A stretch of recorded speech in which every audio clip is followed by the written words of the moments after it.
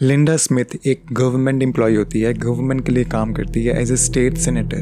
लिंडा के 2 बच्चे होते हैं, बुच एंड टेट। लिंडा अपने गवर्नमेंट काम से रिटायर हो जाती है एंड नया बिजनेस, नया काम शुरू करने वाली होती है and at the same time उसका डिवोर्स हो रहा होता है, बहुत ही गंदा डिवोर्स हो रहा होता है। सो उसका काम शुरू हो जाता है एंड उसको एक क्लाइंट मिलता है वॉशिंगटन डीसी में। सो लिंडा पोकोहॉन्टस से फ्लाइट पकड़ती है एंड वॉशिंगटन डीसी जाती है 27 मई को। क्लाइंट साइन करने के बाद लिंडा की जो बेटी होती है टेट, वो लिंडा को टेक्स्ट करती है, मैसेज करती है कैसे रही डील, क्लाइंट साइन करा कि नहीं करा। लिंडा बहुत खुश होती है क्योंकि उसने क्लाइंट साइन कर लिया था। सो अपनी बेटी टेट को कहती है कि मैं जब वापस आऊँगी मैं तुम्हें सारी डिटेल्स दूंगी। सो 2-3 दिन के बाद टेट लिंडा को मैसेज करती है एंड लिंडा का एटलीस्ट 2 दिन तक रिप्लाई नहीं आता।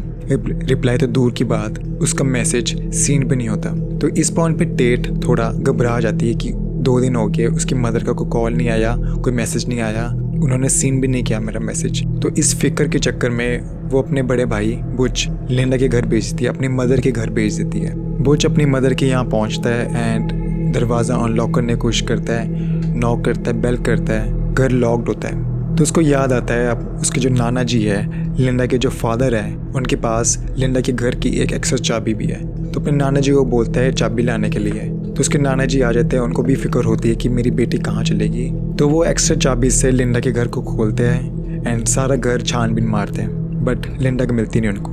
तो छानबीन करते करते वो किचन में पहुँचते हैं एंड किचन पे ज़मीन पर बहुत बड़ा एक डार्क रेडिश ब्राउनिश कलर का स्पॉट होता है। तो बुच और उसके नाना जी को लगता है कि ये कॉफ़ी गिरी होगी, क्योंकि लिंडा हमेशा कॉफ़ी कंज्यूम करती थी, लिंडा बहुत ही ज़्यादा कॉफ़ी कंज्यूम करती थी। तो उनको लगा कि कॉफ़ी गिरी होगी एंड ज़्यादा इसके बारे में सोचा नहीं। तो बुच और उसके नाना जी बाहर आते घर के एंड उनको बहुत ही ज़्यादा अचानक से एक बहुत ही ज़्यादा गंदी सी स्मेल आती है। तो बुच और छानबीन वगैरह करता है एंड तो बुच घर के बाहर एक ड्राइववे होता है जहाँ पे गाड़ियाँ पार्क करते हैं, वहाँ पे बहुत बड़ा एक पाइल दिखता है चीज़ों का जो कवर होता है कपड़े से। सो बुच उसके पास जाता है एंड जैसे कपड़ा हटाता है देखता है वहाँ पे उसकी मदर का डेड बॉडी पड़ी हुई है एंड पूरी बॉडी गल चुकी है एंड मक्खी और मच्छरों से घिरी हुई है। तो ये बात जैसे बुच देखता है, वो अपने नाना जी को बुलाता है एंड वो दोनों बहुत ही ज़्यादा शॉक्ड हो जाते हैं कि उनकी बेटी और उनकी माँ का मर्डर कर दिया किसी ने। तो उसी टाइम बुच कॉल करता है 911 को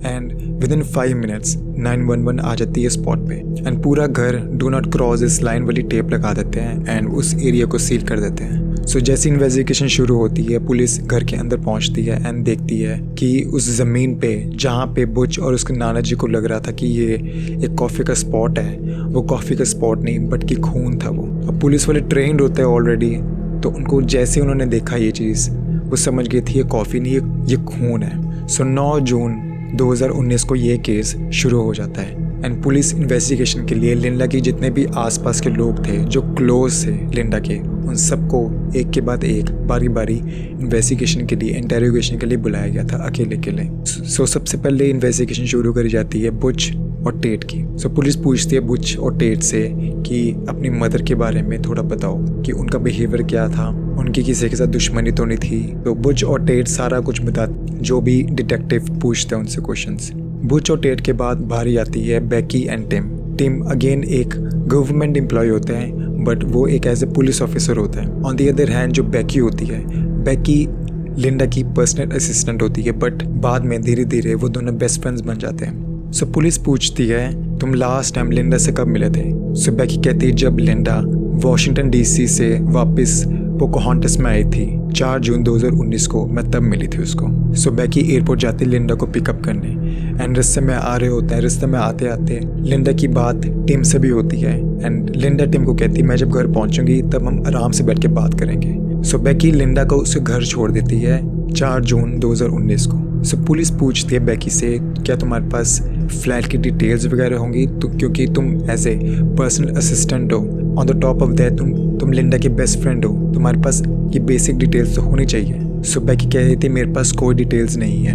अगले दिन लिंडा बेकी को कहती कि उसका लंच उसके घर पर ले आना। तो बेकी उसका लंच पैक करवा के लिंडा के घर जाती है। सो लिंडा बेकी को कहती है कि तुम्हारे आने से पहले रैंडल अभी घर वापस गया है। तो इस बात को लेके लिंडा और बेकी के बीच में आर्ग्यूमेंट हो जाती है सो पुलिस पूछती है कि ये क्या बात थी कि तुम्हारे और लिंडा के बीच में एक आर्गुमेंट शुरू होगी, बहस शुरू होगी। बेकी कहती कि लिंडा को पसंद नहीं था कि मैं उसकी लाइफ में ज़्यादा दखल अंदाजी करूँ।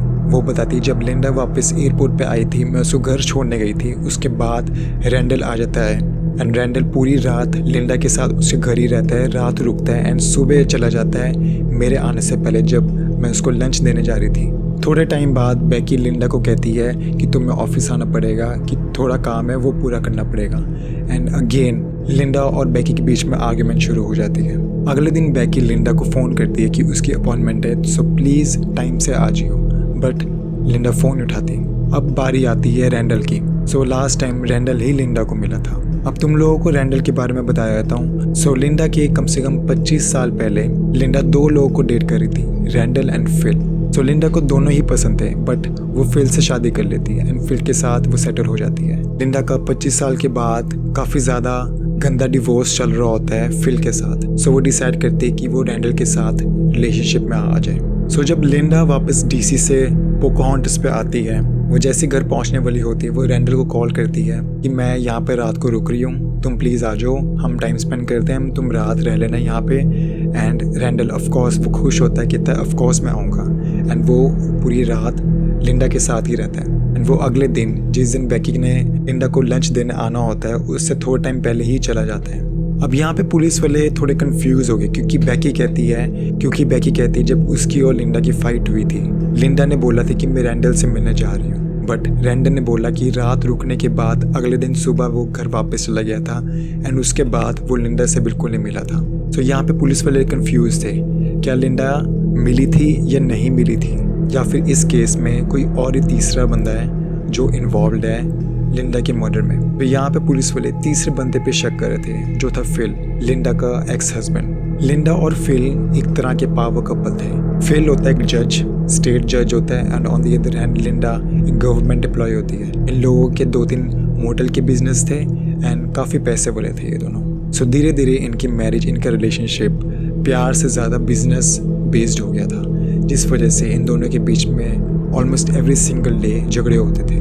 तो आफ्टर 23-25 ईयर्स ये दोनों फाइनली डिसाइड करते हैं डिवोर्स के लिए। बट इनके पास काफ़ी पैसा था, जिस वजह से ये काफ़ी सारी एसेट्स ले पाए थे। तो डिवोर्स में सेटलमेंट करना थोड़ा मुश्किल हो गया था, क्योंकि एसेट किसके पास जाएगी किसके पास नहीं जाएगी ये डिसाइड करना काफ़ी मुश्किल हो गया था। फिल जो एक जज है, स्टेट जज है, वो लैपटॉप जो गवर्नमेंट ने उसको दिया था उस पर पॉन देख रहा था, एंड ये चीज़ लिंडा ने एज ए वेपन यूज़ किया था to get divorce and to get majority of the assets. कम से कम 17 से 18 महीने और लगेंगे लिंडा और फिल के सेपरेशन को। ये चीज़ फिल एक्सेप्ट नहीं कर पाया, वो बहुत ही ज़्यादा टूट गया था कि इतना टाइम क्यों लग रहा है, मेरे को जल्दी से जल्दी इस औरत से छुटकारा चाहिए।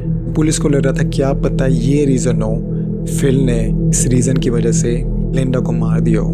तो फिल के बारे में और भी लोगों से पूछा गया, सारे ये बात कह रहे थे कि लिंडा फिल से बहुत ही ज़्यादा डरती है। सभी कह रहे थे कि फिल मेरे को मार देगा, मतलब लिंडा को मार देगा।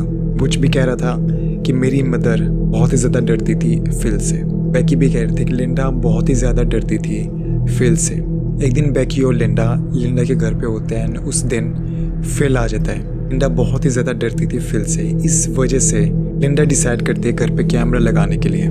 सो वो टिम और बेकी की हेल्प लेके घर के फ्रंट पे और घर के फ्रंट डोर पे CCTV कैमरा लगा देती है।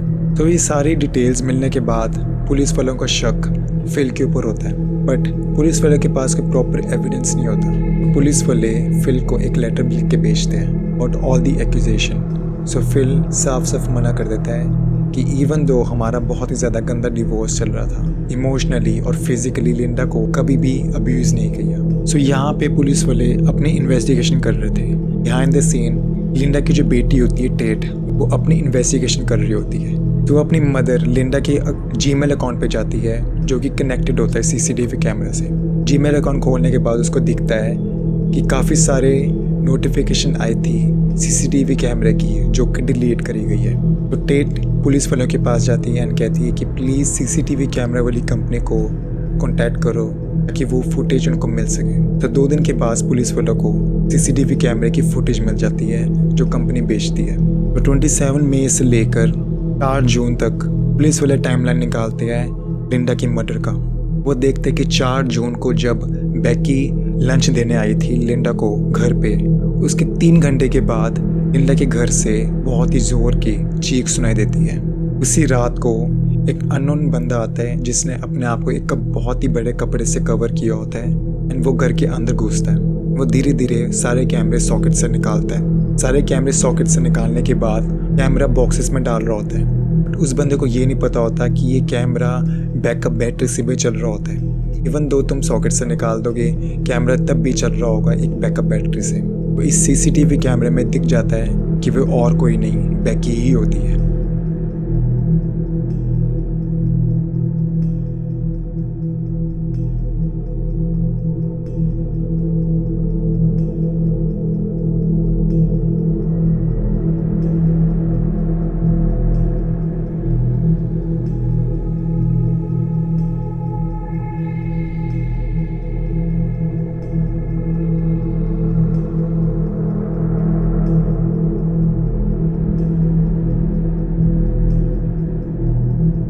बेकी के हाथ में चाकू होता है जिसके थ्रू वो लिंडा का मर्डर कर देती है। तो लिंडा की मेमोरियल सर्विस हो रही है और वहाँ पे बेकी भी होती है। पुलिस वाले पूरी टीम के साथ चर्च चली जाती है जहाँ पे लिंडा की मेमोरियल सर्विस हो रही होती है। वहाँ से बेकी को अरेस्ट कर लिया जाता है। बेकी को प्रूफ दिखा दिया जाता है कि तुम ही थे। बेकी को कस्टडी में ले लिया जाता है एंड टिम जो बेकी का बॉयफ्रेंड होता है वो बहुत ही ज़्यादा शॉक्ड होता है। सो जज बेकी को डेथ सेंटेंस दे देते हैं। तो जज बेकी को कहते हैं कि तुम अगर गिल्टी हो, तुम्हारी डेथ सेंटेंस से तुम्हें 50 ईयर्स ऑफ प्रिजन दे दिया जाएगा। तो बेकी फाइनली एक्सेप्ट कर लेती है कि हाँ, उसने ही लिंडा स्मिथ का खून करा था। ये बात उनको बहुत ही ज़्यादा बुरी लगती है। तुम लोग सोच रहे होगे कि ऐसा क्यों किया। लिंडा के मर्डर के कुछ महीनों पहले से ही लिंडा के अकाउंट से थोड़े बहुत पैसे निकलने शुरू हो गए थे। लिंडा ने बेकी को अथॉरिटी दी थी उसके बैंक अकाउंट, फाइनेंशियल अकाउंट संभालने की, जो कि लिंडा काफ़ी ज़्यादा ट्रैवल करती थी। बेकी ने इस चीज़ का फ़ायदा उठाया एंड वो लिंडा के अकाउंट से काफ़ी सारे पैसे ड्रॉ करने लग पड़ी। 9 जून को जब बेकी लिंडा को लंच देने जाती है उसके घर पे, लिंडा उसको अक्यूज़ करती है, तुमने मेरे अकाउंट से काफ़ी सारे पैसे चुराए हैं बिना मेरे परमिशन के, बिना मेरी एक्नॉलेजमेंट के। ये बात सुन के बेकी डर जाती है क्योंकि लिंडा बहुत ही ज़्यादा पावरफुल होती है एंड वो उसके गवर्नमेंट कनेक्शंस होते हैं, डर की वजह से वो लिंडा को मार देती है। तो बेकी जब जेल में होती है, उसके साथ उसके फॉर्मल सेलमेट्स होते हैं, उनकी सज़ा ख़त्म होने वाली होती है। बेकी इन क्रिमिनल्स को कहती है फिल, तो लिंडा का एक्स हस्बैंड होता है, उसको मर्डर करने के लिए तुम्हें पैसे मिलेंगे, तुम्हें काफ़ी सारा गोल्ड, काफ़ी सारा सिल्वर मिलेगा, फिल के घर में ही है। तो वो इन क्रिमिनल्स के साथ मिलके प्लान बनाती है। वो एक हैंड रिटन सुसाइड नोट लिखेगी तो पुलिस वालों को लगेगा कि फिल ने एक सुसाइड अटेम्प्ट किया है। ये प्लान जितने भी क्रिमिनल्स थे जिनका टाइम होने वाला था, जो जेल से निकलने वाले थे, वो ये बात पुलिस वालों को बता देते हैं, डिटेक्टिव्स को बता देते हैं। वो जो लेटर जो बेकी लिखती है एज ए प्रूफ, ये क्रिमिनल्स पुलिस वालों को दिखा देते हैं। बेकी को 50 ईयर्स की जेल हो जाती है।